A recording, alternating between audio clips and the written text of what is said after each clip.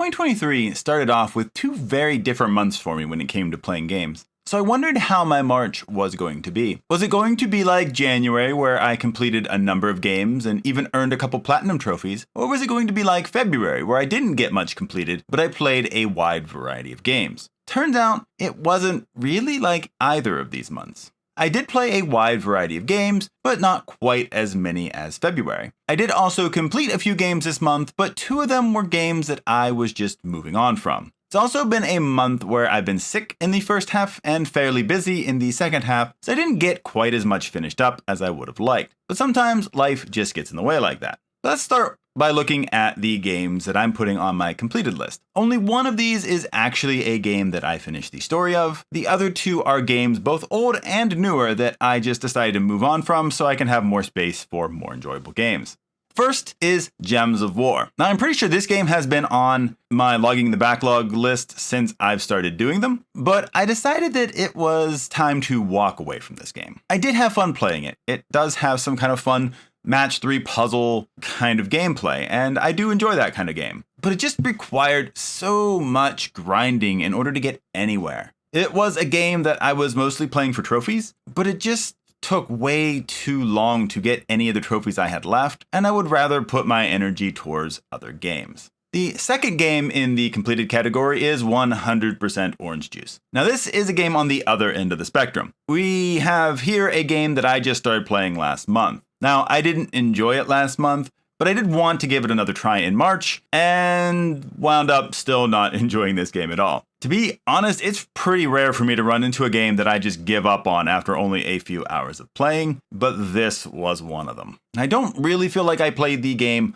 long enough to do a full review of it, but if I did review it, I would rate it pretty poorly. It'd be probably around a 2 or 3 for me. It's just way too random and basically an anime dice rolling simulator. Sure, it has some cards to play for extra strategy, but even these just didn't feel like they were very useful. They were either super random, weren't able to be used until late game, or, just kind of questionably helpful. They were just so weak that they didn't really help you out too much. Now, I've seen discussions on Steam calling it Anime Mario Party, but I would strongly disagree. Mario Party has many times the depth of this game and is just a lot more fun. 100% Orange Juice is colorful and vibrant, but that's about all it has going for it in my book. I know it has its following out there, but I'm just not one of them.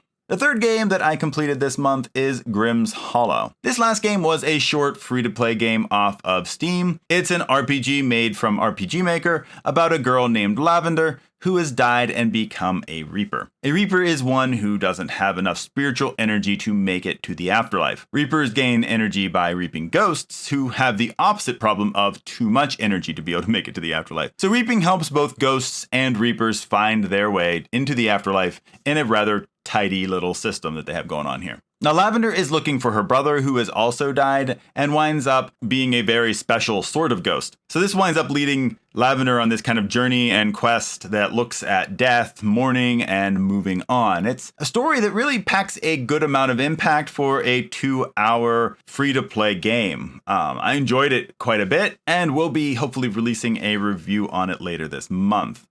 Now, the story category hasn't really seen any change from February, other than not playing any Overcooked this month. I did play Grimm's Hollow, but I was able to complete it since it was just a short game. I had wanted to also get in some Ace Attorney collection this month, but it just didn't wind up working out again, unfortunately. This will change next month as I've already played some in April, so you'll be seeing that here next month. The first game is Marvel's Avengers. Marvel's Avengers was definitely the story game that I played the most of this month. I'm pretty happy to say that I've finished the major story additions to the game, finishing the War of Wakanda being kind of the final big story piece, and we'll probably be moving this to the trophy category for next month. I will probably still play it fairly regularly since the trophies require a moderate grind and I want to get it finished up before any potential server closures after September, but it's no longer really in the story phase of me playing the game. Also, if you're curious as to whether I think Marvel's Avengers is still worth picking up despite it not receiving updates any longer after March and getting delisted at the end of September, I just put up a review asking that very question. Take a look if you're interested. It has wound up being the most popular video I've put out by far, so really thanks to all who have given it a look already,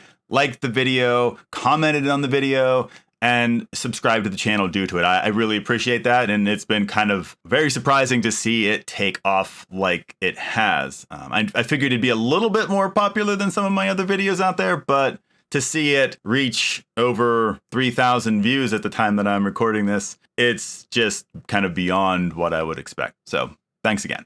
The second story game that I played during March was Stardew Valley. Now, I felt like I played this more at the beginning of the month than the end. It kind of got lost in the shuffle during the end of the month. I don't think I've made it out of spring for year one yet, but I am getting pretty close. I think I'm like well into the 20s. I'm still enjoying playing through the Stardew Valley expanded mod with all of its additions, and will continue to enjoy seeing all the new things the mod has to offer as I progress further. Hopefully I get a bit further in April than I did in March, and we'll be able to kind of see all the things that Stardew Valley expanded has added. I get a little bit of that so far, even, being in just the first spring. But I imagine that as I kind of continue to go through the game, more and more things will be able to be seen that are new. So I'm looking forward to that. So moving on from story games, I'll be focusing on games that I call endless games. Now, these are games that don't have clear-cut endings. They can be more online PvP, arcade, sandbox games, creative games, simulation, or party games. Now, some of these are games I enjoy quite a bit and keep playing off and on, while others are ones that I play for a season and move on from. Now, this category is not as big as last month, but still has a decent number of games in it. We've been a bit less random of what we've played together as a family in March. For instance, we've played Minecraft 3 times this month as opposed to just once last month. There is also the fact that I'm moving on from 100% orange juice, which would also have been on this list.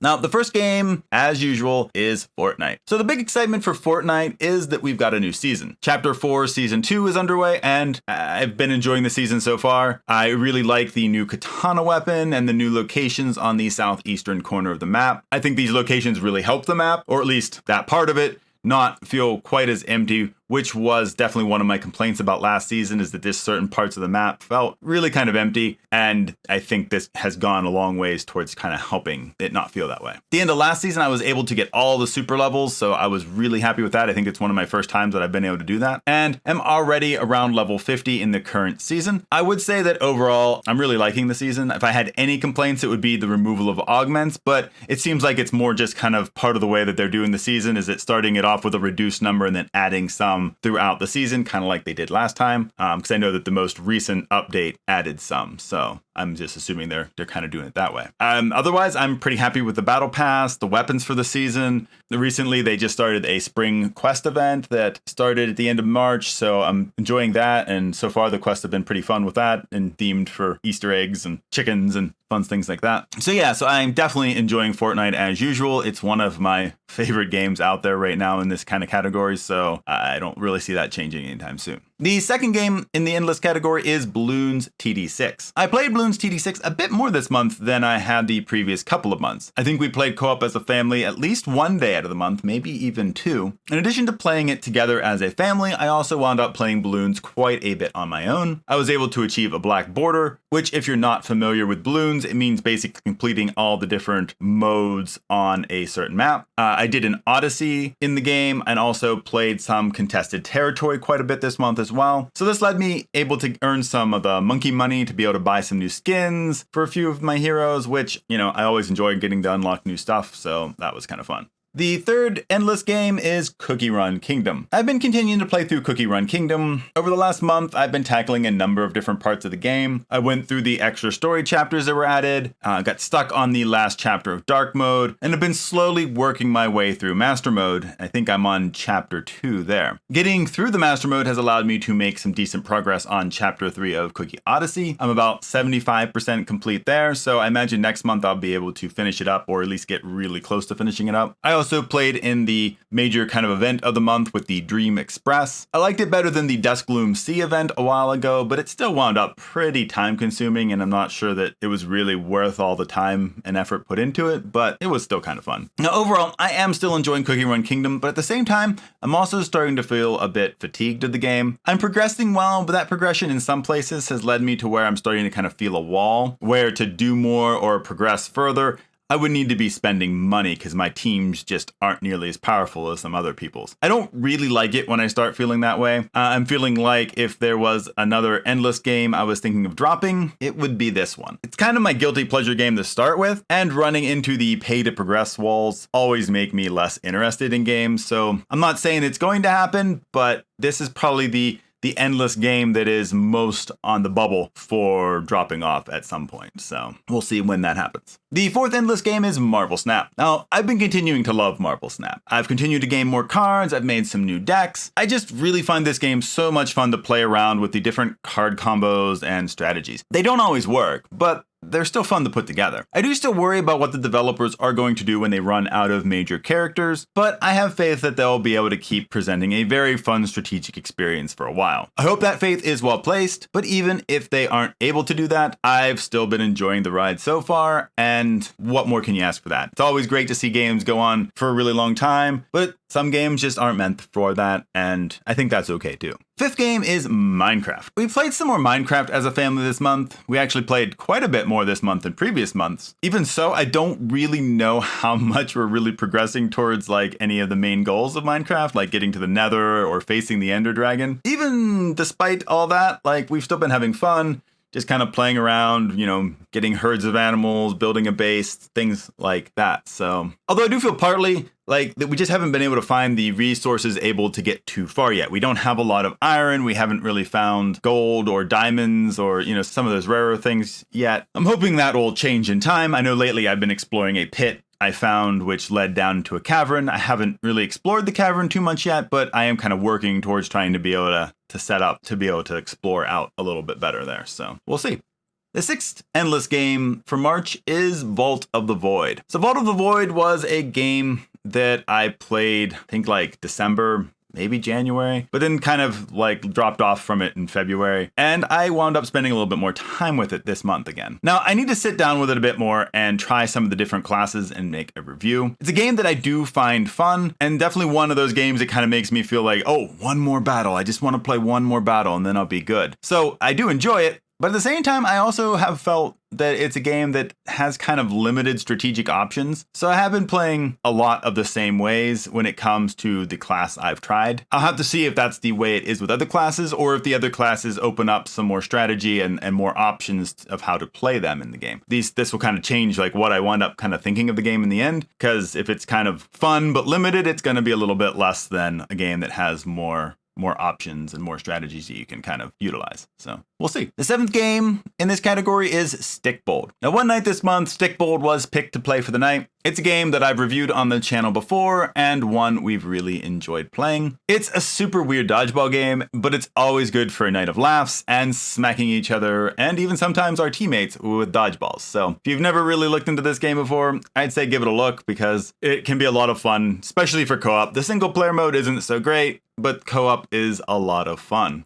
The eighth game in the endless category this month is Osu. This was a new game for me that was introduced by my son. He hadn't played it, but he had seen it on some shorts. And since I'm a bit of a sucker for rhythm games, I downloaded it to give it a try. Now, a little bit of a disclaimer here. I may like rhythm games, but that is not the same thing as me being good at rhythm games. Even so, I've really enjoyed Osu for the little bit I've played it. It can be super hard when you get to the higher difficulties, and it maybe doesn't have the best way of teaching you what to do in the game, but it's been fun to kind of jump into and mess around with it. Like, it's one of those games that I can play, a couple songs, maybe a day, or every other day, and then just kind of move on, and I'm pretty happy with that. So it's just kind of one of those games that I like to play a little bit, move on from, and then maybe pick up tomorrow or the next day. The ninth game in the endless category is Jackbox Party Pack 2. Now, we almost went the month without playing any of the Jackbox Party Pack games, but near the end of it, one of my kids pulled through and picked it for the night. Now, I think we played like all the games in this pack except for Bomb Squad. So that was like Fibbage and Earwax and Bidiots and Quiplash Extra Large. We had quite a little bit of fun playing all these games. I say it every month with one of these Jackbox Party Pack games, but they're just a lot of fun to play, kind of like a party video game that it doesn't require a super lot of thought, but it's just kind of laid back fun for everyone to kind of just enjoy, have some laughs. It's kind of a monthly tradition for our family to play one of these ones that we own, and we usually always have a good fun, even when it's just the four of us, and it does kind of limit some of the games, but